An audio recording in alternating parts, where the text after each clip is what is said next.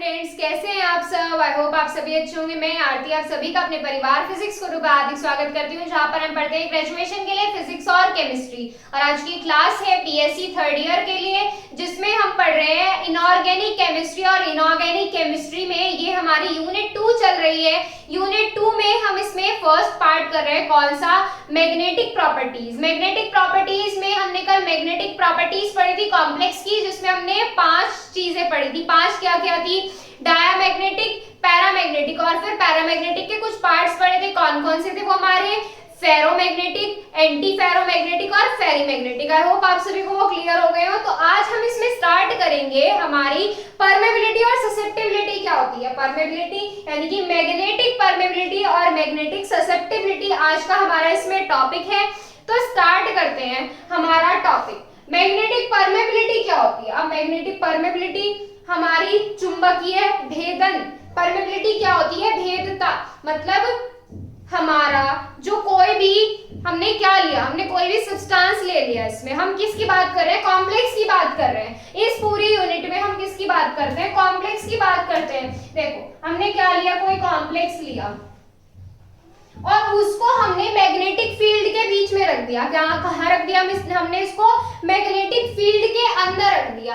तब हमारा जो कॉम्प्लेक्स होगा, जिस लाइन पर आकर, जिस पॉइंट पर आकर, मैग्नेटिक फील्ड के जिस पॉइंट पर आकर अपने आप पर एक फोर्स फील करेगा, क्या फील करेगा, फोर्स, वो हमारी क्या होती है, वही हमारी कहलाती है मैग्नेटिक परमेबिलिटी। आप इसको किस तरीके से डिफाइन करेंगे, it can be defined as the tendency of magnetic line of force in vacuum. Vacuum के अंदर, वैक्यूम क्या होता है, निर्वात होता है। निर्वात के अंदर हमारा जो कोई भी substance magnetic line of force की जो टेंडेंसी होती है, जिस पॉइंट पर आकर हमारा कॉम्प्लेक्स क्या फील करता है, मैग्नेटिक फोर्स फील करता है, वो हमारी क्या कहलाती है, मैग्नेटिक परमेबिलिटी। तो यहां से क्या हो जाता है हमारा, it can be defined as, magnetic permeability में क्या आ जाता है, it can be defined as,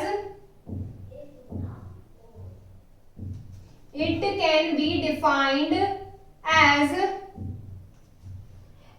the tendency, it can be defined as the tendency of magnetic line of force, tendency of magnetic line of force, magnetic line of force in vacuum, magnetic line of force in vacuum,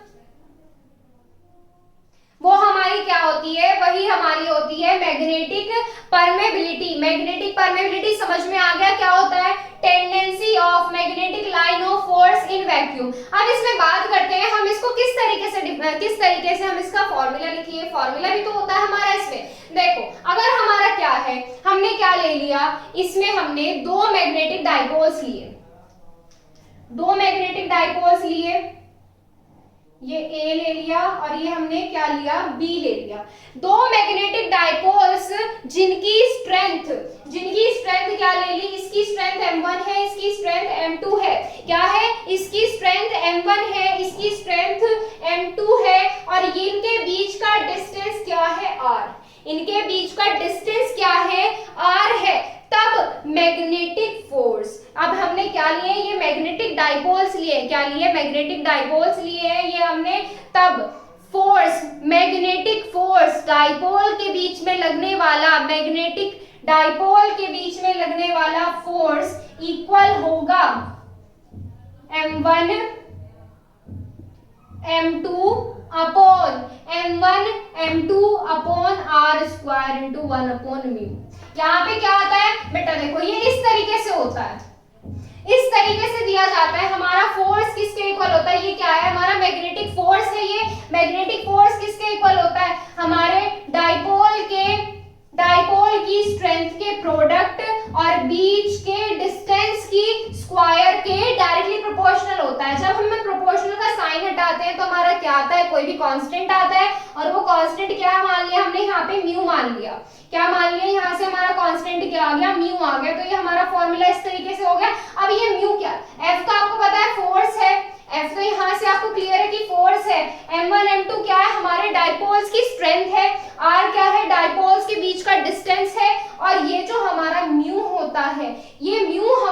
कहलाता है magnetic permeability. Magnetic permeability को किससे represent करते हैं? Mu से represent करते हैं। किससे रिप्रेजेंट करेंगे? म्यू से रिप्रेजेंट करेंगे। लिखिए, लिख लीजिए इसमें ये वाली बात भी मैग्नेटिक डाइपोल्स की। when two magnetic dipoles, जब इसमें लिखेंगे तो किस तरीके से लिखेंगे? when two magnetic dipoles having pole strength m1 and m2 are separated by the distance r, then magnetic force developed between dipoles can be as follows. लिख लीजिए इसमें when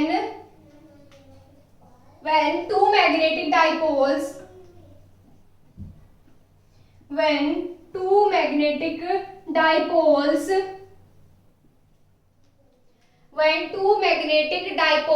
having pole strength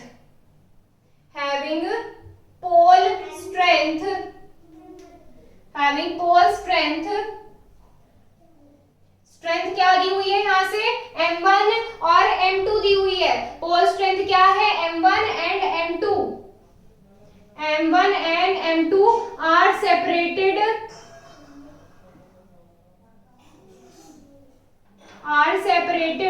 by the distance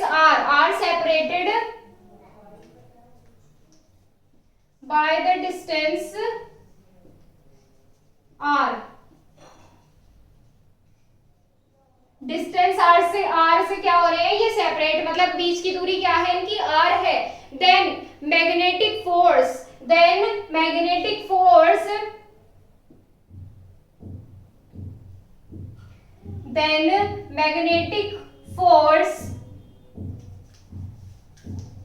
develops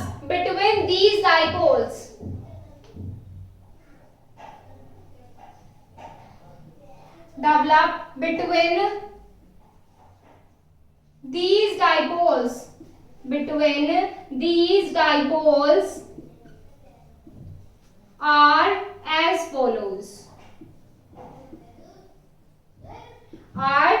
follows. क्या आएगा हमारा? F is equal to, direct लिख दें अब तो इसमें यहाँ से F इज इक्वल टू क्या आ जाएगा? 1 upon mu m1 m2 upon r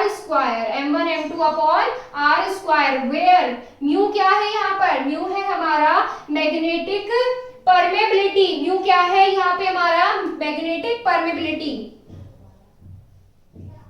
where mu is equal to magnetic permeability.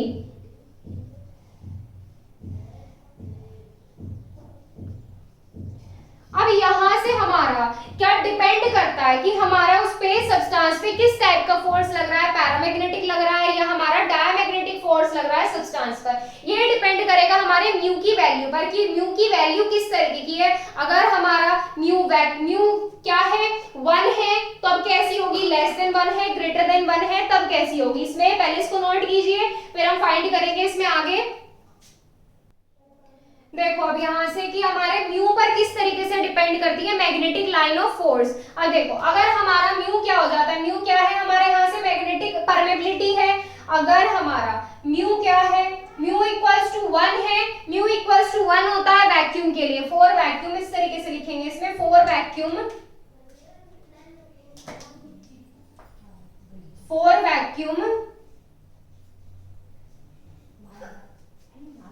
Mu equals to 1, vacuum के लिए क्या हो जाएगा? म्यू इक्वल्स टू 1 हो जाएगा।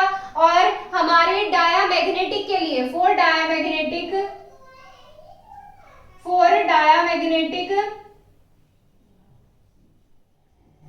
म्यू की वैल्यू क्या हो जाएगी हमारी?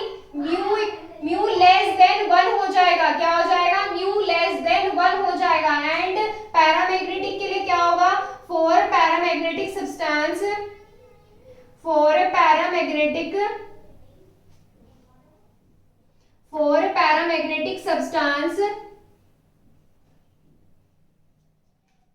म्यू ग्रेटर देन 1, म्यू क्या होगा?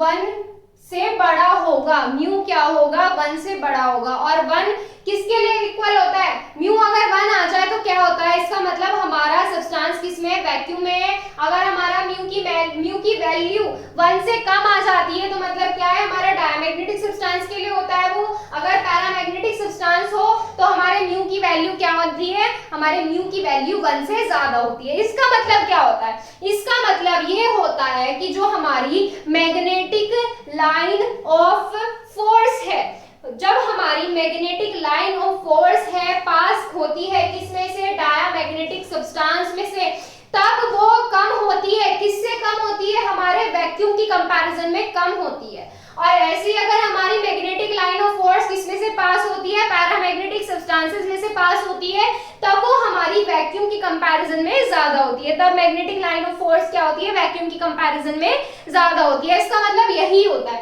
इट मींस दैट, इसमें आगे लिखेंगे, it means that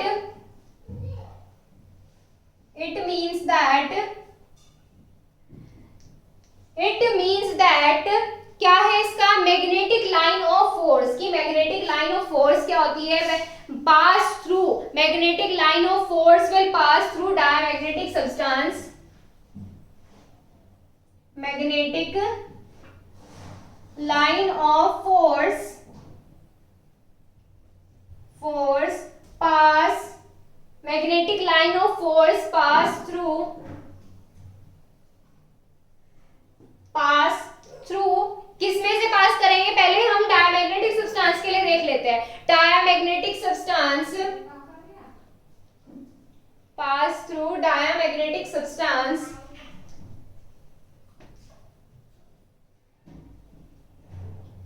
diamagnetic substance are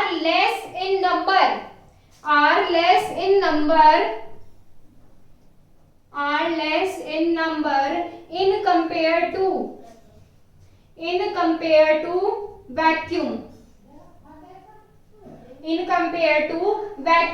किसकी कंपैरिजन में कम होती है, वैक्यूम की कंपैरिजन में कम होती है। क्यों कम होती है, क्योंकि ये लेस देन 1 है। अगर म्यू की वैल्यू 1 के इक्वल आती है तो वो वैक्यूम में आती है, और अगर ये 1 से भी कम है तो क्या है इसका मतलब कि ये वैक्यूम से भी कम हमारी क्या करती है, मैग्नेटिक लाइन ऑफ फोर्स देती है। क्लियर है इतना। अब इसमें बात करते हैं पैरामैग्नेटिक के बारे में। whereas अब इसमें क्या आता है, इन पैरामैग्नेटिक के लिए बात करेंगे। In paramagnetic substance,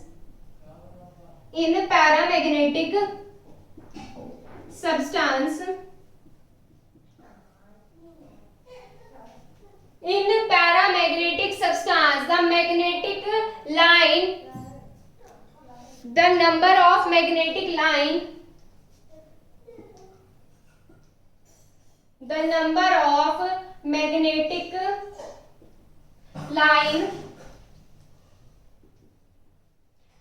of force क्या होगी, ये हमारे वैक्यूम की कंपैरिजन में ज्यादा होगी। will be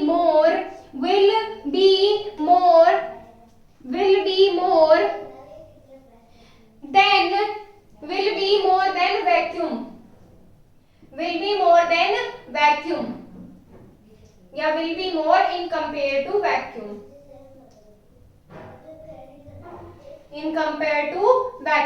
तो यहां से हमारा क्या कंप्लीट होता है, मैग्नेटिक परमेबिलिटी कंप्लीट होता है यहां से हमारा।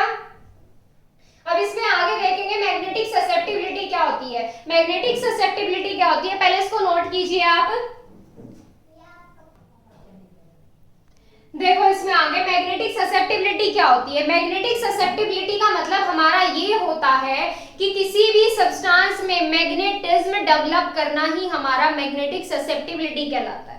किसी भी सब्सटेंस, कोई भी हमने क्या ले लिया, सब्सटेंस उठा लिया, कि कोई भी कॉम्प्लेक्स उठा लिया, सब्सटेंस से मतलब यहाँ पे हमने कोई भी कॉम्प्लेक्स उठा लिया, किसी भी कॉम्प्लेक्स में हमारा मैग्नेटिज्म डेवलप करने की जो कैपेसिटी होती है, उसमें चुंबकत्व डेवलप करने की जो कैपेसिटी होती है वही हमारी कहलाती है मैग्नेटिक ससेप्टिबिलिटी। क्या कहलाती है, मैग्नेटिक ससेप्टिबिलिटी। लिखिए इसमें magnetic susceptibility, it can be defined as the capacity to develop magnetism. It can be defined as the capacity, it can be defined as the capacity to develop magnetism in a given substance, to develop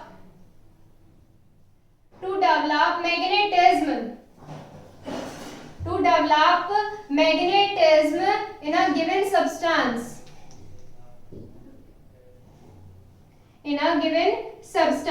ये क्या होती है हमारी magnetic susceptibility होती है। क्या कहलाती है हमारी मैग्नेटिक ससेप्टिबिलिटी होती है कि किसी भी सब्सटेंस में मैग्नेटिज्म डेवलप करने की जो कैपेसिटी होती है वही हमारी क्या कहलाती है, ससेप्टिबिलिटी कहलाती है। अब इसमें बात करते हैं डायमैग्नेटिक और पैरामैग्नेटिक के लिए इसकी वैल्यू किस तरीके से होती है। परमेबिलिटी में तो हमने किससे डिफाइन किया था, हमने म्यू से देखा था, और इसको कैसे डिफाइन करते हैं ये भी हम इसमें देखेंगे।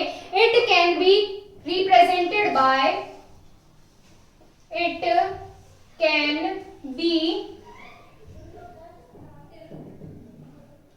represented by, किससे रिप्रेजेंट की जाती है हमारी मैग्नेटिक ससेप्टिबिलिटी, इसको इस सिंबल से रिप्रेजेंट करते हैं। सिंबल क्या है ये हमारा, ये सिंबल है हमारा एक्स और एम जो होता है इसको रिप्रेजेंट करते, इसको बोलते हैं हम चाय, क्या बोलते हैं इसको, काय बोलते हैं इसको हम। ये जो सिंबल है एक्स की तरह बनता है, एक्स हमारा इस तरीके से बनता है, लेकिन इस सिंबल को हम कैसे बनाते हैं, इस तरीके से बनाते हैं। ये सिंबल को किससे रिप्रेजेंट करते हैं, मैग्नेटिक ससेप्टिबिलिटी को इस सिंबल से रिप्रेजेंट करते हैं। ये है हमारा मैग्नेटिक ससेप्टिबिलिटी का सिंबल। अब इसमें बात करते हैं कि हमारी डायमैग्नेटिक और पैरामैग्नेटिक के लिए इसकी वैल्यू कैसी होती है। फॉर डायमैग्नेटिक सब्सटेंस, डायमैग्नेटिक के लिए लिख लीजिए इसमें, for diamagnetic substance,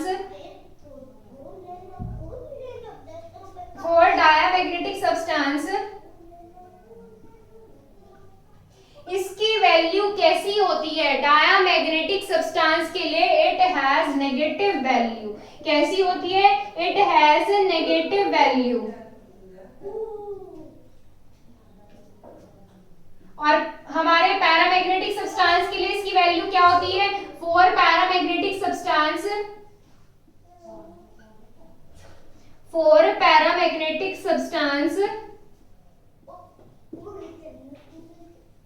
it has positive value. कैसी वैल्यू होती है इसकी, पॉजिटिव वैल्यू होती है। इतना क्लियर है कि पॉजिटिव वैल्यू किसके लिए होती है, पैरामैग्नेटिक के लिए, नेगेटिव वैल्यू किसके लिए होती है, डायमैग्नेटिक के लिए। और मैग्नेटिक ससेप्टिबिलिटी क्या होता है कि किसी भी सब्सटेंस में मैग्नेटिज्म डेवलप करने की जो कैपेसिटी होती है वही हमारी होती है मैग्नेटिक ससेप्टिबिलिटी। और किससे रिप्रेजेंट करते हैं इसको, काय से रिप्रेजेंट करते हैं। CHI लिखा जाता है पर प्रोनाउंस कैसे किया जाता है, काय से प्रोनाउंस किया जाता है। किससे, काय से प्रोनाउंस किया जाता है इसको। और सिंबल क्या है, एक्स की तरह सिंबल है, बस एक्स की एक पूंछ बाहर निकाल दो, इस तरीके से इसको सिंबल बनाते हैं। अब इसमें आगे देखते हैं कि हमारा जो मैग्नेटिक ससेप्टिबिलिटी तो हमने पढ़ ली। अगर हम क्या करते हैं, सब्सटेंस को मैग्नेटिक फील्ड में रख देते हैं, और मैग्नेटिक फील्ड जिसकी स्ट्रेंथ हमने क्या मान ली, H मान ली। और इसमें देखो, if a substance is placed in magnetic field, if a substance, अब मैग्नेटिक फील्ड में क्यों रख रहे हैं इसको, जब इसमें हम मैग्नेटिक प्रॉपर्टीज की बात कर रहे हैं, मैग्नेटिक प्रॉपर्टीज के बारे में डिस्कस कर रहे हैं, तो हम सब्सटेंस को मैग्नेटिक फील्ड में ही रखेंगे। If a substance is placed, if a substance is placed in a magnetic field, if a substance is placed in magnetic field, magnetic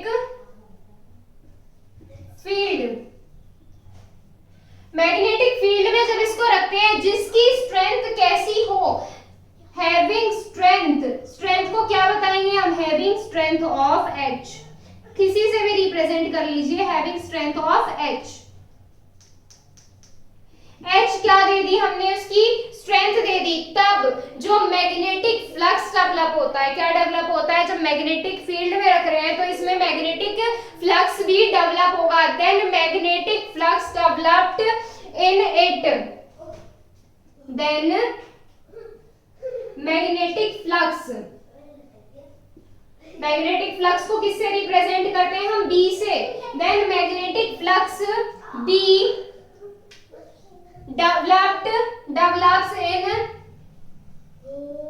develops in it can be given as, कैसे दिखाएंगे इसको? अब इसमें देखो यहां से, अब यहाँ पे हमने क्या किया कि सब्सटेंस कोई भी रख दिया हमने मैग्नेटिक फील्ड में जिसकी स्ट्रेंथ कैसी हो, H उसकी स्ट्रेंथ हो, और वहां पर तब जो मैग्नेटिक फ्लक्स डेवलप होगा वो किस तरीके से रिप्रेजेंट करेंगे? मैग्नेटिक फ्लक्स इक्वल टू हो जाएगा, यहां से स्ट्रेंथ कितनी है, H है प्लस 4 पाई आई, यहां से क्या है, अब 4 पाई जो है हमारा कांस्टेंट है, अब यहां से आई क्या है, आई है हमारी मैग्नेटिक फील्ड की इंटेंसिटी, क्या है, मैग्नेटिक फील्ड की इंटेंसिटी, यहां से आई क्या है, I equals to intensity of magnetic field, intensity of magnetic field. अब इसमें क्या करेंगे, इस पूरे इक्वेशन में अभी हमारा यहां से मैग्नेटिक ससेप्टिबिलिटी का फॉर्मूला नहीं आया है, क्योंकि मैग्नेटिक ससेप्टिबिलिटी किससे रिप्रेजेंट करते हैं, हम इस सिंबल से रिप्रेजेंट कर रहे हैं, और ये इसमें कहीं आ नहीं रहा है। तो अब इसमें आगे देखो, इसमें क्या करेंगे, इस पूरी इसे इक्वेशन मान लो, इस फॉर्मूले को हमने क्या मान लिया, इक्वेशन 1 मान लिया। अब इस इक्वेशन को इस वाले सिंबल से क्या कर दो, डिवाइड कर दो। डिवाइड करेंगे तो कैसा होगा, देखो ऑन डिवाइडिंग इक्वेशन 1 किससे डिवाइड करोगे, बाय H। H क्या है, हमारे मैग्नेटिक फील्ड की स्ट्रेंथ है, तो यहां से क्या हो जाएगा, B अपॉन H, यहाँ पे क्या आ जाएगा 1, और यहां से क्या आ जाएगा 4 पाई I अपॉन H। इतना समझ आ गया? अब देखो यहां से ये क्या आता है, यहां से B अपॉन H जो होता है magnetic flux upon magnetic field की स्ट्रेंथ, ये हमारी इक्वल होती है पोल स्ट्रेंथ के, किसके इक्वल होती है, B अपॉन H इक्वल होता है यहां से पोल स्ट्रेंथ के, T के, और यहां पे क्या आ जाएगा इक्वल्स टू 1 प्लस 4 पाई, और यहां से intensity of magnetic field upon magnetic field की स्ट्रेंथ इक्वल होती है हमारी मैग्नेटिक ससेप्टिबिलिटी के, किसके इक्वल होती है, मैग्नेटिक ससेप्टिबिलिटी के इक्वल होती है हमारी। तो यहां से क्या बन गया, यहां से फॉर्मूला आ गया मैग्नेटिक ससेप्टिबिलिटी से रिलेटेड। अब देखो यहां से मैग्नेटिक ससेप्टिबिलिटी कैसे बनी, हमारे मैग्नेटिक फील्ड डेवलप करने की जो हमारी कैपेसिटी होती है, अब देखो यहाँ पे हमारा क्या है, मैग्नेटिक फील्ड की स्ट्रेंथ है, और ये इंटेंसिटी है मैग्नेटिक फील्ड की, तो इंटेंसिटी अपॉन स्ट्रेंथ क्या आ जाएगा, हमारी मैग्नेटिक ससेप्टिबिलिटी आ जाएगी। और यहां से P क्या है, where P equals to pole strength, P equals to क्या है, पोल स्ट्रेंथ है, P क्या है हमारी यहाँ से पोल स्ट्रेंथ है। तो यहां से कंप्लीट होता है मैग्नेटिक ससेप्टिबिलिटी और मैग्नेटिक परमेबिलिटी। और इसमें जो इंपॉर्टेंट है हमारा, इंपॉर्टेंट इसमें फॉर्मूला है कि फॉर्मूले किस तरीके से रिलेट करते हैं हमारे, और इसकी डेफिनेशन इंपॉर्टेंट है। तो कुल मिलाकर ये सारा इंपॉर्टेंट है, ये कंप्लीट होता है ये वाला टॉपिक। अब नेक्स्ट टर्न पे इसमें स्टार्ट करेंगे हमारा नेक्स्ट टॉपिक यूनिट 2 का। अगर आपको कोई भी डाउट है तो आप अपने डाउट इंस्टा पर क्लियर कर लीजिए। इंस्टा पर आपको डाउट्स क्लियर करने के लिए क्या करना है, एक आईडी फॉलो करनी है physics_guru_India, और यहाँ से आप मैसेज करके अपने डाउट्स क्लियर कर सकते हैं। और टेलीग्राम चैनल ज्वाइन करने के लिए प्ले स्टोर से टेलीग्राम इंस्टॉल कीजिए और फिर उसमें सर्च कीजिए फिजिक्स गुरु इंडिया, और वहां से आप टेलीग्राम चैनल पर ज्वाइन हो सकते हैं। चलिए मिलते हैं आपसे कल नेक्स्ट टॉपिक के साथ। आज के लिए बस इतना ही। Thank you so much.